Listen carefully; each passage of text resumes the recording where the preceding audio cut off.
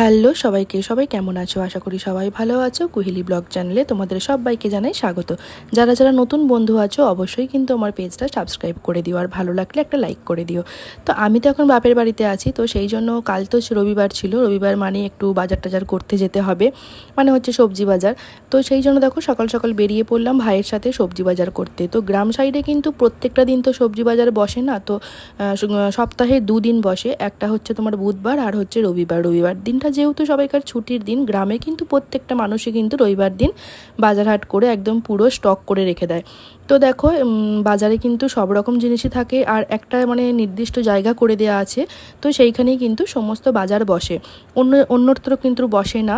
হ্যাঁ, তো ওই মানে ওই একটা পার্টিকুলার জায়গার মধ্যেই কিন্তু সমস্ত বাজার বসে। তো আমরাও কিন্তু বাজার টাজার করা হয়ে গেল, আম নিয়েছিলাম প্রচুর পরিমাণে। তারপর তো দেখো দেখতে পেলাম যে গরম গরম পরোটা ভাজছে, গরম গরম পরোটা আর ঘুগনি, সাথে ছিল গরম গরম অমলেট। এটার আর লোভ সামলাতে পারলাম না, তার জন্য দেখো সবাই মিলে এখন খেতে বসে পড়লাম গরম গরম পরোটা, ঘুগনি আর হচ্ছে ডিমের অমলেট। ভালোই লাগে খেতে কিন্তু, বলো সকালবেলাতে গিয়ে বেশ এই যে সবাই এখন আমার ভাই, আমি বা আর একটা ভাইও গেছিলো, বললাম না আজকে তো সবাই বাজার করতে যায়, তো সেই জন্য এখন সবাই মিলে বসে পড়লাম গরম গরম পরোটা টরোটা খেতে। তো খাওয়া দাওয়া করে আমরা বাড়িও চলে এসেছিলাম।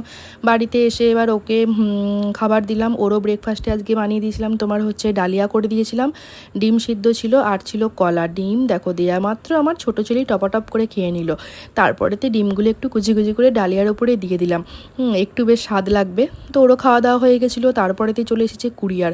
কুরিয়ার আসা মানেই মানে বাড়িতে যদি ছোট বাচ্চা থাকে তারা ভাবে যে জিনিসটা হয়তো আমাদেরই কিছু এসেছে। দেখো আমার ভাইও কম যায় না, সবাই মিলে এখন প্যাকেট খুলতে ব্যস্ত, ভাবছে যে কী না কি এসেছে, ভাবছে ওদেরই কোনো জিনিসপত্র। হায় হায়, তারপরে খুলে দেখে যে তোমার এসেছে হচ্ছে গ্রিন টি আর তোমার আমন্ড।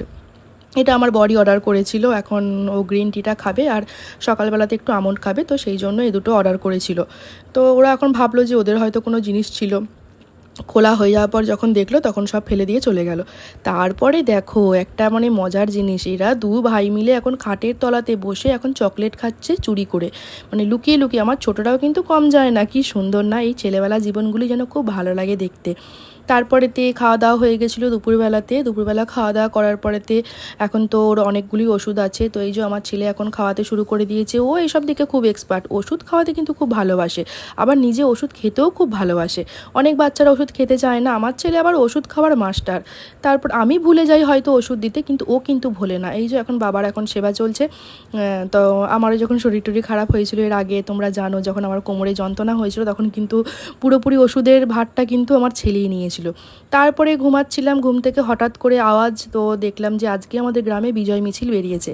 তো যাই হোক, এখানে কোনো রাজনৈতিক সমালোচনা নয়, তো যেহেতু গ্রামের মধ্যে আছি, বেরিয়েছে, কোনো আওয়াজ হলেই তো বলেন একটু কিছু আওয়াজ পেলেই যেন মনে হয় ছুটে গিয়ে দেখি কি বিক্রি করতে এসছে বা কি বেরিয়েছে।